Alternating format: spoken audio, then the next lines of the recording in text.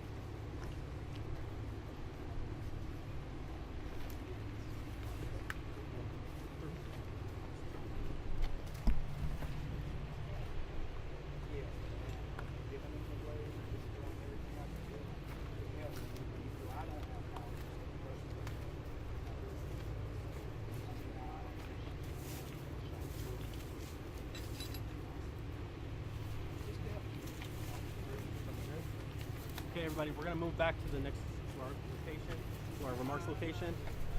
Take a step back, please follow our press lead. Thank you. That's the press this morning.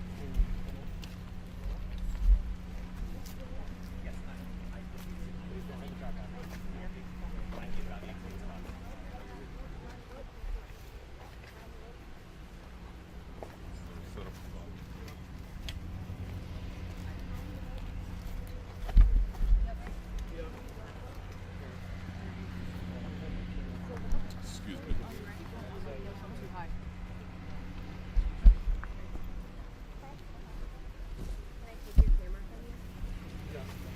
You hold it for me? I got it right here for you. Thank you. Shoot it. Move. Here, we need to put a camera right here. Thanks so much. Yeah, we do just a second. Thank you. Appreciate it. Will we get a 2-minute warning, or is this it?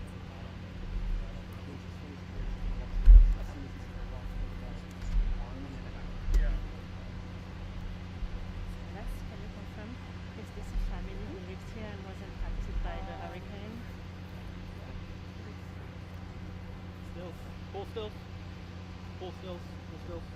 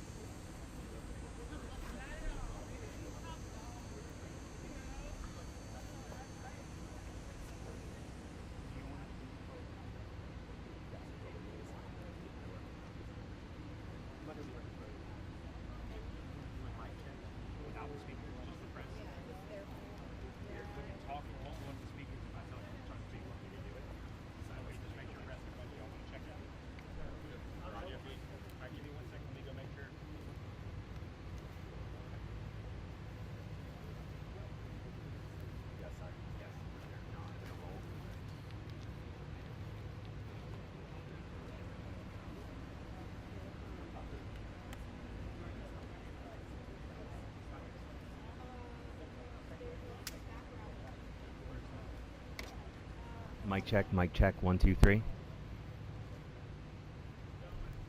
you guys hear on the mole? Yes. Mic check, 1, 2, 3.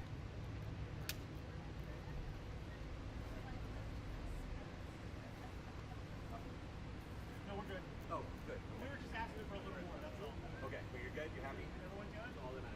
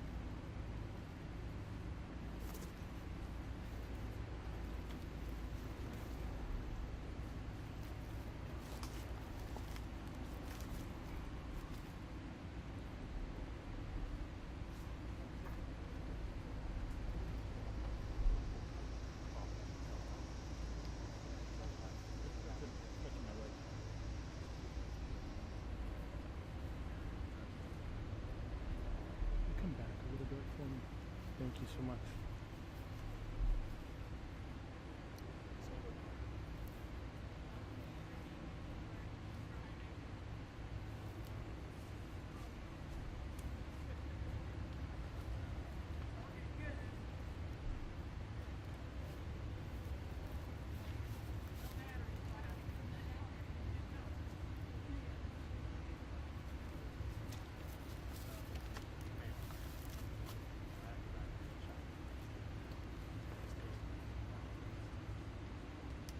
I'll need you down too.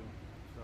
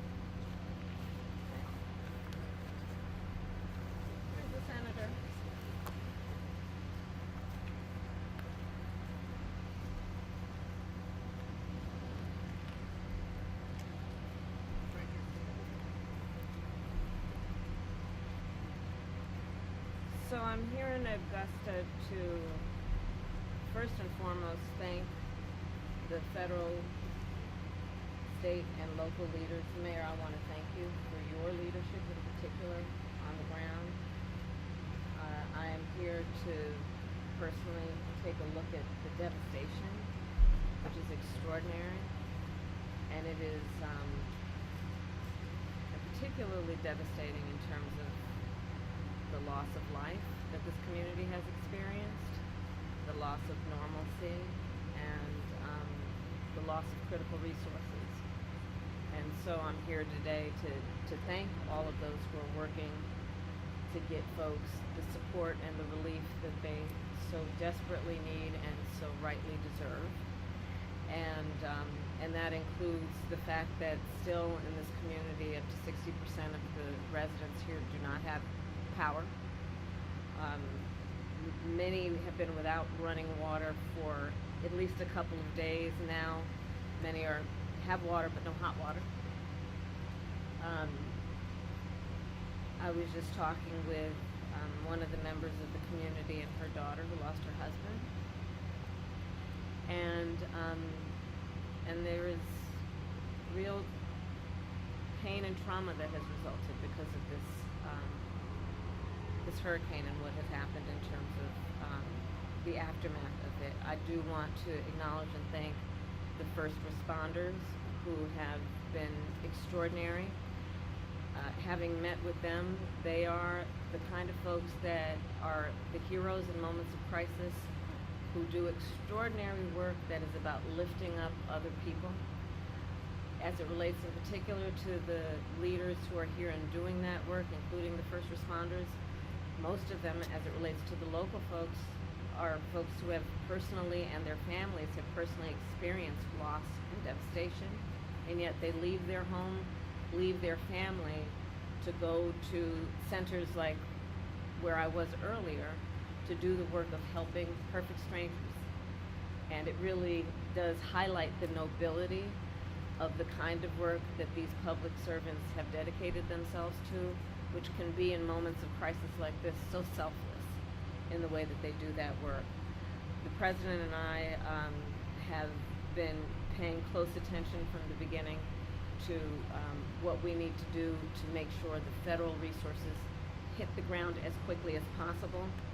And that includes what was necessary to make sure that we provided direct federal assistance, and that work has been happening. I want to thank the governor for his leadership and his close coordination with the federal government, with our administration, and I want to thank the local leaders for together creating a task force-like response, knowing that we are at our best when we work together and coordinate resources, coordinate our communications to the maximum effect for the community that has been impacted. And the federal relief and assistance that we have been providing has included FEMA providing $750 for folks who need immediate needs being met, such as food, baby formula, and the like. And you can apply now for anyone who's watching this who has been affected. There are FEMA personnel who are going door to door to interact personally with folks, especially those who do not have electricity. But also that aid, if you have electricity, can be applied for online, and I encourage people to do that. FEMA will just basically verify your address, and then the process should take hold. FEMA is also providing tens of thousands more dollars for folks to help them be able to deal with home repair, to be able to cover a deductible when and if they have insurance, and also hotel costs. Today I'm also announcing that the President has approved the Governor's request for 100% federal reimbursement of local costs. And Mayor, as you have pointed out, the burden to local governments, including the state government, is pretty immense.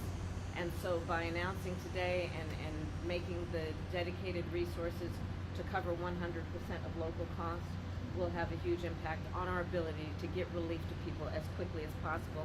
And that will include, for example, what the federal government will do to reimburse local and state governments around issues like debris removal, which you can see just up and down this street, much less in other areas of the state and in the region.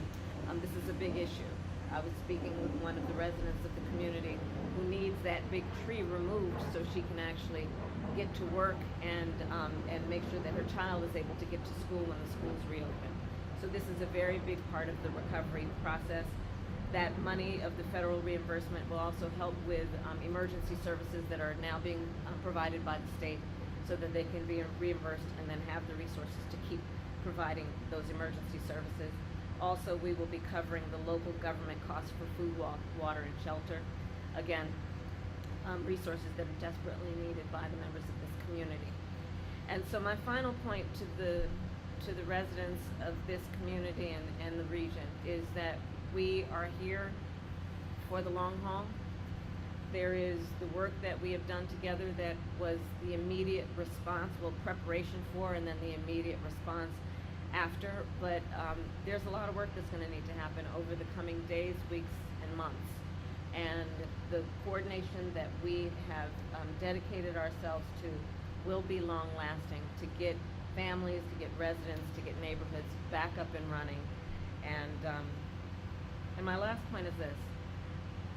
I think that in these moments of hardship, one of the beauties about who we are as a country is people really rally together and show the best of who they are in moments of crisis. And we've seen that throughout the region, where communities are coming together, where people are helping perfect strangers, where they are providing food, water, shelter for their neighbors, and that neighbor may be somebody they've never met before, but are doing the work of helping each other out. And I think it really highlights the fact that the vast majority of us have so much more in common than what separates us, and that the best of the strength of who we are is we come to each other's aid in a time of need.